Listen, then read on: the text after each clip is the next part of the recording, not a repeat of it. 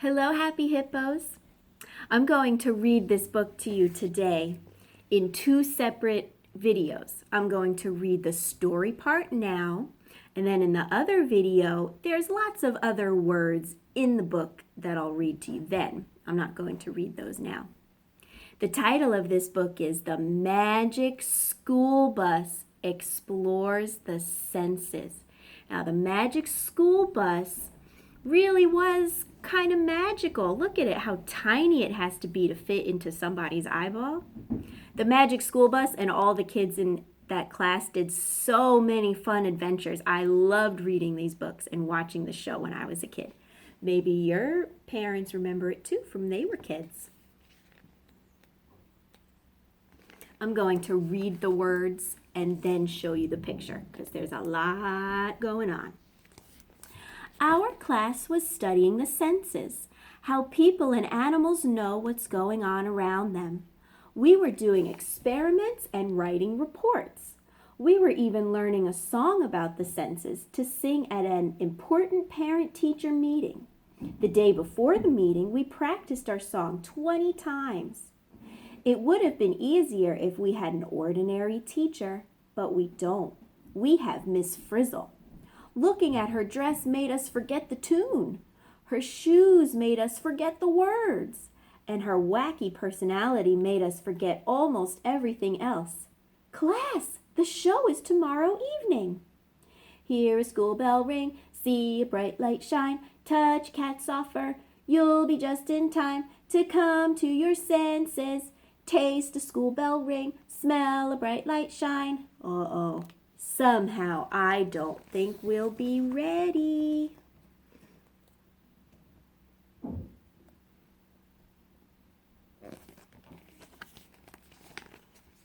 When the school day was over, we went outside to warm up for a game.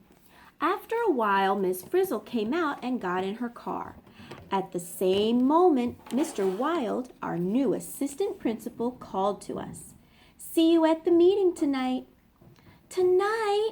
we groaned. "Miss Frizzle thinks it's tomorrow." "I have to tell her," said Mr. Wild, but it was too late. The Fritz was already driving away. "I've got to catch up with Miss Frizzle," said Mr. Wild. To our surprise, he got behind the wheel of our bus. Believe us, we've had a lot of experience with that bus. We wouldn't let Mr. Wild drive it, not all by himself. After all, he's only an assistant principal. He's not Miss Frizzle. We all jumped on board. "Mr. Wild is a great assistant principal, but I don't think he can handle the bus. He does seem like a quiet sort of guy. He needs our help."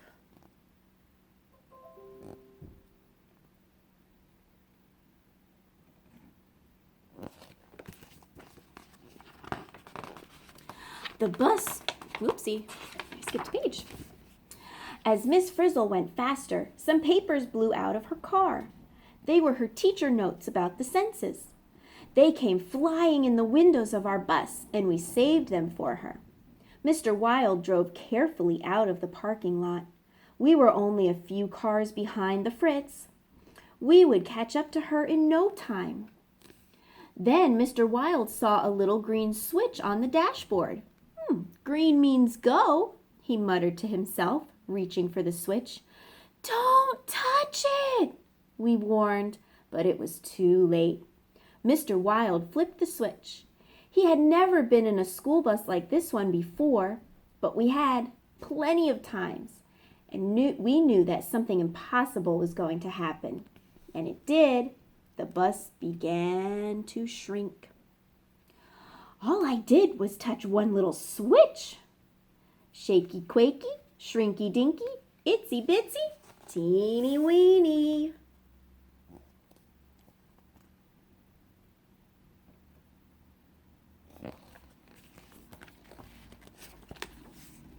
The bus shrank until it was no bigger than a speck of dust. A stiff breeze started up and blew us into the air. Ahead, we saw a big blue circle. In the middle of the circle was a black dot. It was a giant eye. The eye belonged to a police officer, and we blew right into it. Before the officer could blink us out, Mr. Wild saw a rainbow-colored lever. "Leave the lever alone!" we yelled, but he couldn't resist. He pulled the lever, and the bus slid smoothly through the cornea. Beyond the cornea, we passed through a sea of clear liquid, past the blue iris, and through the pupil. "Who knew driving a bus was so much fun?" asked Mr. Wild. "I'm driving into an eye. I can't believe it, Phoebe." At my old school, pupils never went into a pupil. My class is really into the human eye. They'd better look out.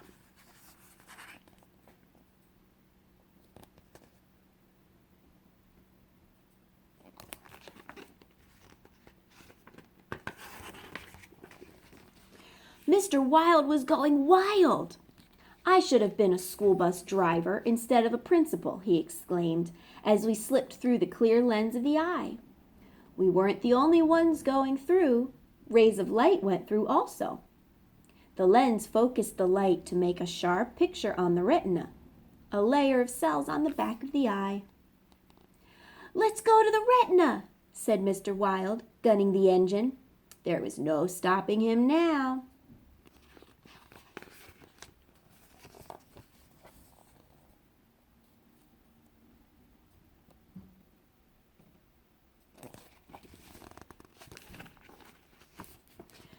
Mr. Wild had forgotten all about delivering his message to the Frizz.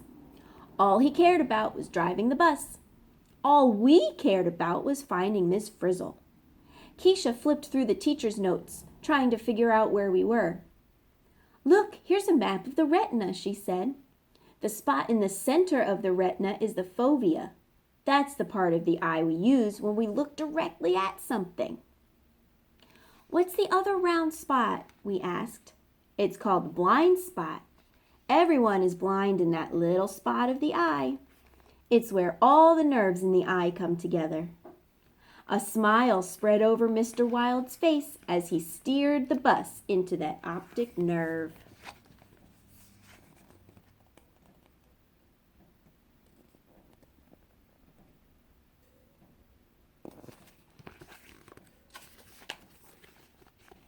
We rolled out onto the surface of the brain. It's called the cerebral cortex. "We have to keep track of the Frizz," said Ralphie. "Look for the part of the cortex that gets messages from the eyes." Everyone scrambled off the bus and spread out. Wanda called from the back of the brain, "Here it is." We ran to join Wanda on the vision center of the brain.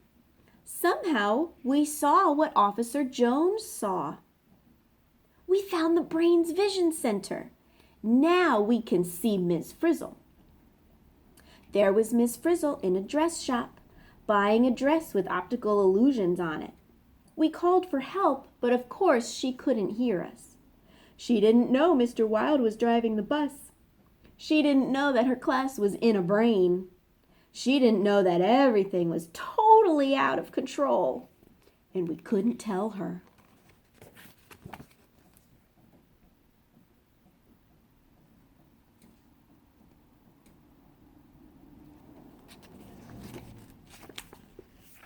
Then we felt something rumbling.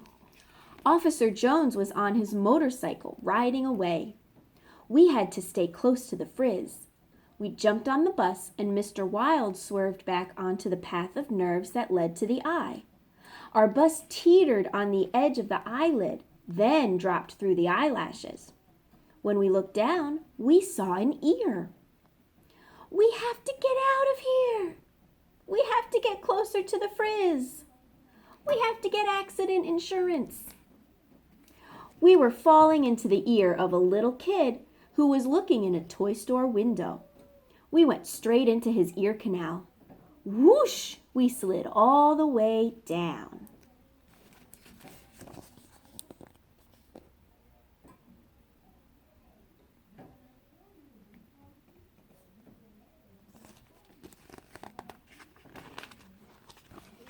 At the end of the ear canal, we hit a thin, stretchy membrane called the eardrum. We came tumbling out of the bus just as some sound waves entered the ear. They made the eardrum vibrate. We vibrated right along through the eardrum and into the middle ear. So did our bus. There was nothing in the middle ear except air and 3 small bones that carry sound vibrations. Sound waves travel from one bone to the next. We went too, and the bus rolled behind us.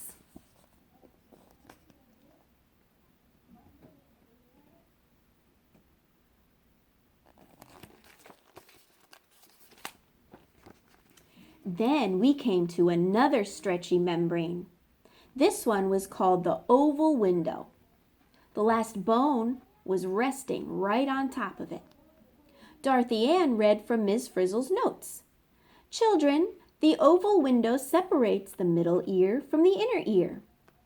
Inner ear, here we come, shouted Wanda as we went through. We were going to the inner ear, whether we liked it or not. So far, all the parts of the ear had only one job, to carry vibrations. In the inner ear, we saw the cochlea, the part that receives vibrations. We swam through the liquid inside the cochlea. We saw cells that looked like tiny hairs. Ms. Frizzle's note said the tiny hairs translate sound vibrations into nerve signals. As soon as we were on the bus again, Mr. Wild followed the nerve signals along the auditory nerve. Can you see any of the kids? They must be super duper tiny. Think about how small your ear is. If there was a teeny tiny child that was exploring inside your ear, they'd be so small. This time we went to a different part of the cortex, the hearing center for the ear we were in. As soon as we were standing on it, we could somehow hear what the little kid heard. It was Ms. Frizzle reading from her things to do list. She was nearby. Maybe there was still hope. Maybe the Frizz could rescue us. Then we heard heels clicking on the sidewalk. They were Ms. Frizzle's heels. She was walking away. We had to follow her, so we ran for the bus, sped over the brain, into the auditory nerve, through the ear, out of the ear canal, and then we started falling.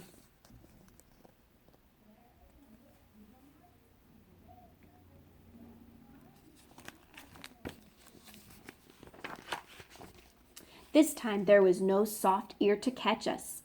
We saw the hard sidewalk rushing up at us. Then, just before the bus crashed, something amazing happened. A friendly dog, smelling her way along Main Street, snuffed us up. At first, we were happy because we were safe. Then, the full impact of our situation hit us. We were inside a dog's nose. This is a nightmare. It's slimy, too. We'll never find Ms. Frizzle now.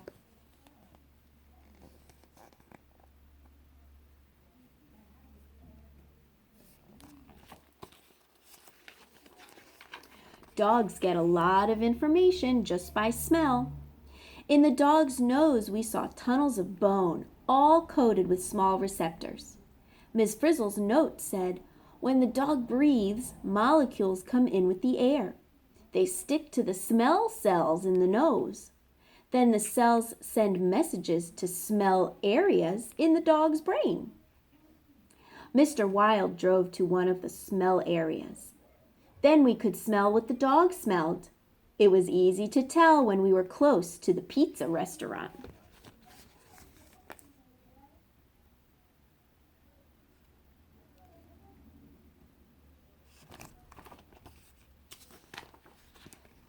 Let's get out and have some pizza, said Mr. Wild. For once, we all approved of his plan. He drove out of the brain and back to the nose. Just then, the dog sneezed and the bus flew out. Through the windows, we saw the Frizz sitting at a table.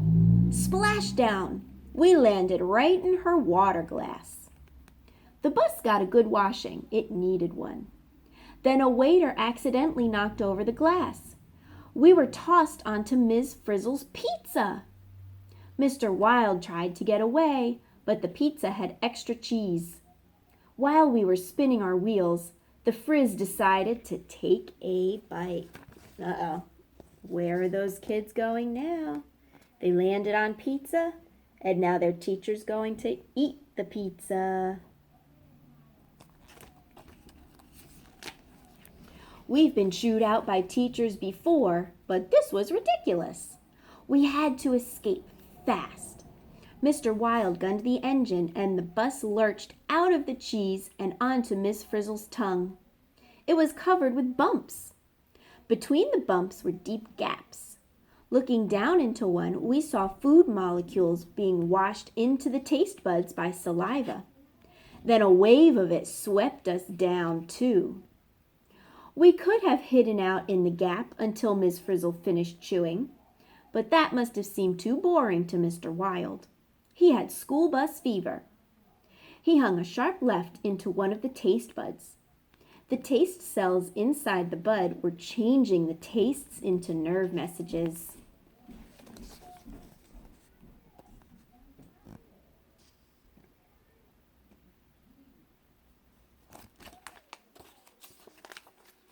Before we knew it, we were traveling on a pathway of nerves to a taste area of Miss Frizzle's brain. We climbed off the bus and stood on her taste cortex. Now we could taste what our teacher tasted.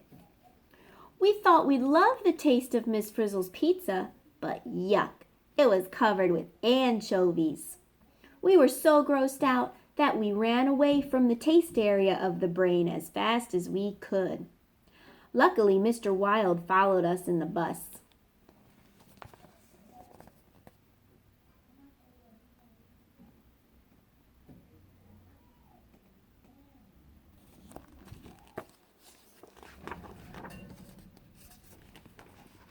We ended up on the part of the brain that gets touch messages from the hand. Once we were standing on it, we could somehow feel what Miss Frizzle felt. When she felt something hot or cold, or hard or soft, we did too.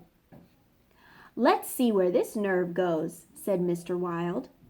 Back on the bus, we zoomed along the nerve pathways leading away from Miss Frizzle's brain. At the end of the nerves were the receptor cells in her skin. Here you can see she's touching the cold glass and the hot mug of coffee and the soft kitty cat. All the children could feel those feelings in her brain. "Here's our exit," said Mr. Wild, driving out through a pore in the skin. Up ahead, we saw the Frizz petting her mom's nice soft cat. Mr. Wild drove so fast that the bus flew right off Miss Frizzle's hand and into the cat's inner ear. Not another ear! What a catastrophe! We passed the snail-shaped cochlea used for hearing.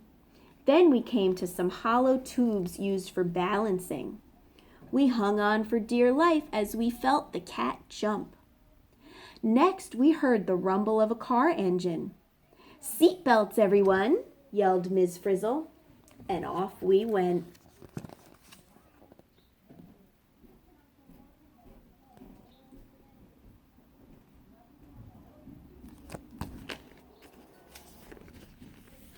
When the Frizz made a sudden swerve, we were catapulted out of the ear. We landed in the road behind Miss Frizzle's car. As the bus grew to its regular size again, Mr. Wild beeped the horn and Miss Frizzle pulled over. Uh-oh, watch us grow. Hey guys, see us rise till we're back to our old size. We told Miss Frizzle about the meeting, and in no time we were all on our way back to school.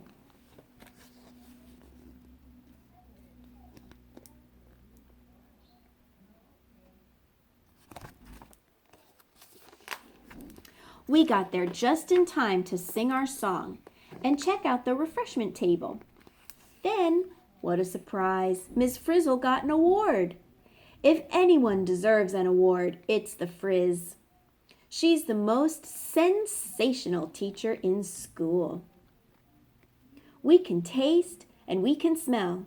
We can balance very well. We like to see and hear and touch. We like our senses very much.